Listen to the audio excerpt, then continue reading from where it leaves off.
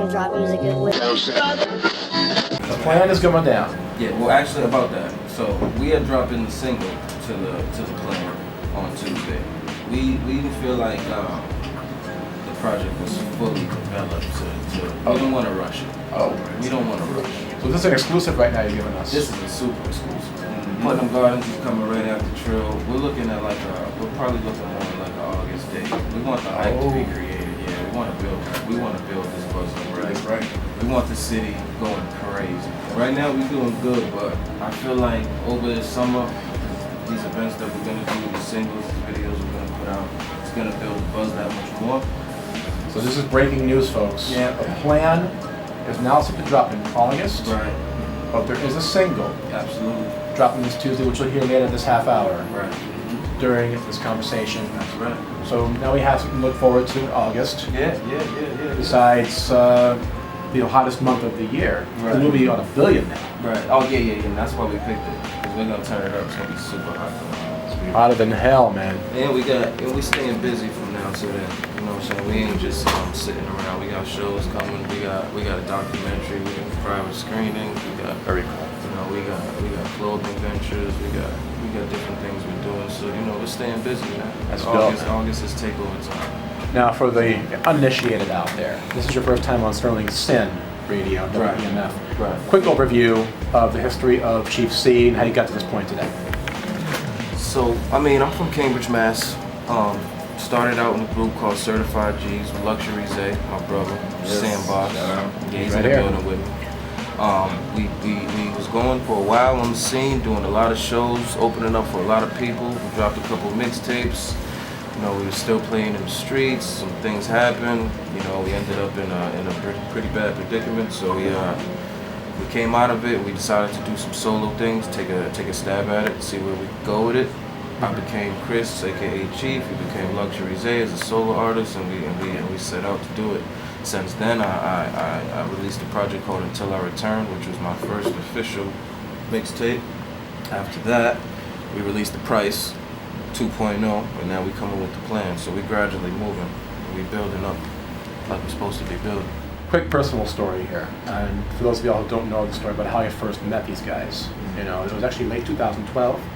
It was at Cultures, the great shop out in Harvard Square, which has some great hip hop gear, you know, and his art shows all the time. Great people. Shout out to Mayan for Cultures family. Now, I was there for something called the Freedom Cypher, which was basically a freestyle thing they do every month, you know, at the time, with the Rec Shop movement. Always a fun time. I think they moved it since then, but later that afternoon, these guys come through. They have crates of champagne. They have this new CD they're dropping. I had heard of Chris a little bit, but y'all had the right idea. Y'all came through, celebrating it on 1 billion, and I'm going, okay, now we're getting serious in here. Okay, I'm gonna stay a little while. Yeah, we turned up. Oh, you totally did. So I stayed, and these guys didn't know who the hell I was, you know. They see this guy with shades walking around. Yeah, exactly. You know, and I was like legit supporting this thing. I'm like, these guys know how to give a presentation. Even in a small shop in the middle of the garage mall in Harvard Square. They're treating it like it's, you know, a crystal room or something. You know, that's how you do it. Right. Respect to that. Now, you're all recently in Miami. Right. Actually. Yeah. And anytime the New Age Empire family comes through Miami, 305 is straight fire. Yeah, it gets real. Tell us about your last trip to Miami. I don't really remember it. I'm playing. No, it was crazy. We did King of Diamonds. We hit the strip club. They played our music. They played Pay Your Bills. It was crazy. We shot a video with some of my brothers from Boston, actually. Usual Suspects. Yes. We flew out there to Miami. We shot it out there. And then, we just networked. What we did, we had a MMG. Shout out. Young Breed. That was big, you know, just being on set, you know, networking. You know how it goes. That's wild. Yeah, it was a good trip, though. 305 candles at the finish line. Yes. What an event, guys. Great job. Thank you. Now, I want to hear, now that we're like a month or two removed from Candles at the Finish Line, about 2 months now, I want to get your reflections on that event, the making of it, and I want to hear about your thoughts on it since that time. Tell us about Candles at the Finish Line.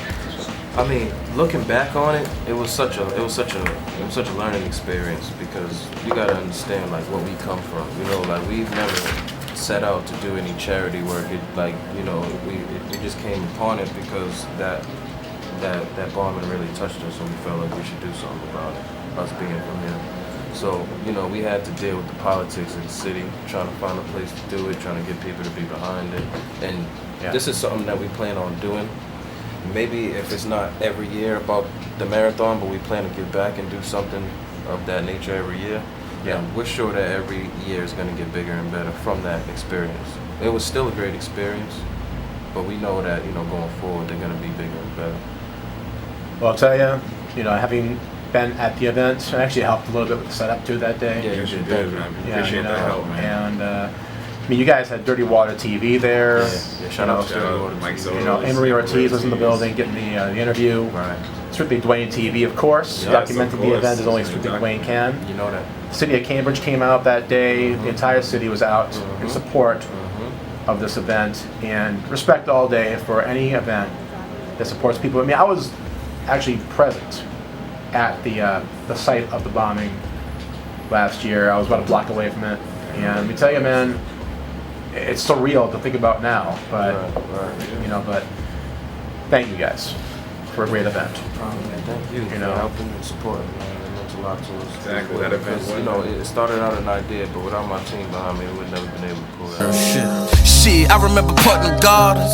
On them corners we was fucking starving. Told myself I had to hustle hard then. Then my nigga Mac rushed the hard and it was soft first, but we cooked that. Nigga wouldn't give us nothing, so we took that. Walking up the block with the burner in the book bag. Wonder how we made it this far when I look back. Goddamn. Told my nigga Richie Ratchets the other day. Fuck cooking crack, gotta be another way. So I'm jumping on the flight to the A-Town. Lay boy, I hit you when I'm back, nigga stay down. If reply be safe, nigga real shit.